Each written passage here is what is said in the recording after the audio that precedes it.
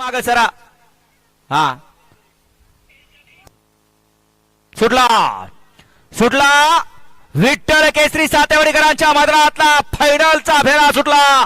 कोण होतोय एक नंबरचा मानकरी. सुंदर अशी लढत चालू आहे. शेवटच्या क्षणाला कोण निकाल घेणार आणि कोण होणार एक नंबरचा मानकरी. सुंदर अशी शेवटच्या क्षणाला लढत चालू आहे. अतिशय सुंदर